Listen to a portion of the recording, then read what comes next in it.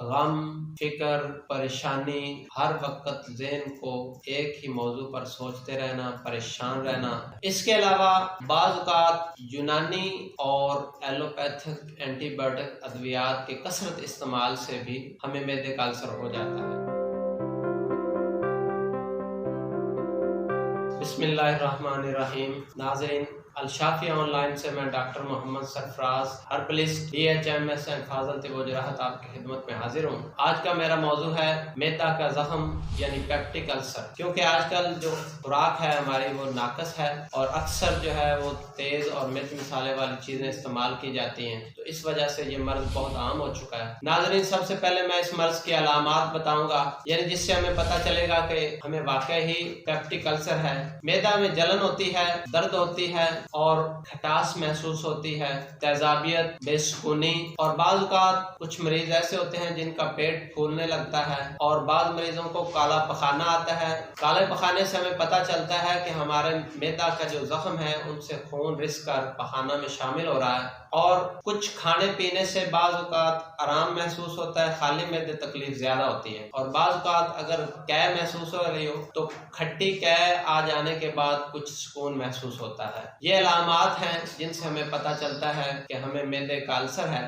اس کے علاوہ ہم ایچ پیلوری ٹیسٹ کروائیں تو وہ پوزیٹیو آتا ہے۔ ناظرین، وہ وجوہات جس کی وجہ سے پیپٹک السر ہوتا ہے ان میں بکثرت تمباکو نوشی، بعض لوگ شراب کا استعمال کرتے ہیں، اس وجہ سے بھی پیپٹک السر ہو جاتا ہے، مرغن اور تیز مرچ مسالے والی اشیاء کا استعمال، فاسٹ فوڈ، تیز اور کھاری کولڈ ڈرنکس جو اکثر آج کل ہمارے گھروں میں استعمال ہو رہی ہیں، یہ بھی اس کی وجہ بنتی ہیں۔ ان چیزوں کے کھانے پینے سے معدہ میں تیزابیت پیدا ہو جاتی ہے اور ہمارے معدہ میں زخم بن جاتے ہیں اور پیپٹک السر ہو جاتا ہے۔ اس کے علاوہ بعض اوقات یونانی اور ایلوپیتھک اینٹی بایوٹک ادویات کے کثرت استعمال سے بھی ہمیں معدے کا السر ہو جاتا ہے، اور غم، فکر، پریشانی، ہر وقت ذہن کو ایک ہی موضوع پر سوچتے رہنا، پریشان رہنا، اس سے بھی معدے کا السر ہو جاتا ہے۔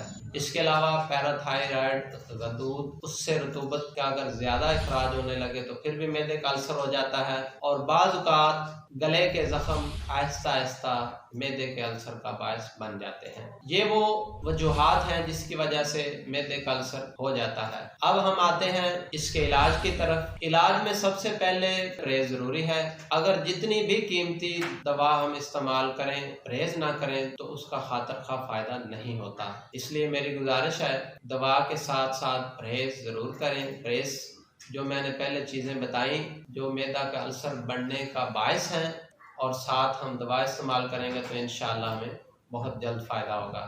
تو ناظرین، جو میں آپ کو نسخہ بتانے جا رہا ہوں وہ انتہائی سادہ اور بے قیمت نسخہ ہے۔ نسخہ نوٹ فرما لیں۔ تربوز کے بیج ان کو خشک کر لیں، اس کا پاؤڈر بنا لیں، آدھا گلاس پانی، اس میں آدھا گلاس دودھ مکس کر کے اس کے ساتھ صبح دوپہر شام چائے والا چمچ استعمال کریں۔ انشاءاللہ ایک ہفتہ کے اندر آپ کا معدے کا السر بالکل ٹھیک ہو جائے گا اور آپ شفا یاب ہو جائیں گے۔ ناظرین، میں آپ کو اس کے ساتھ ایک ہومیوپیتھک نسخہ بتا رہا ہوں، کیونکہ بعض لوگ ایسے ہوتے ہیں کہ جو ایک کوٹنا پیسنا ان کے لیے جو ہے وہ مشکل ہوتا ہے اور وہ اس کو جو ہے سستی محسوس کرتے ہیں۔ ان کے لیے آسان نسخہ ہے، ہومیوپیتھک ایک بہت ہی قیمتی دوا ہے، وہ نوٹ فرما لیں۔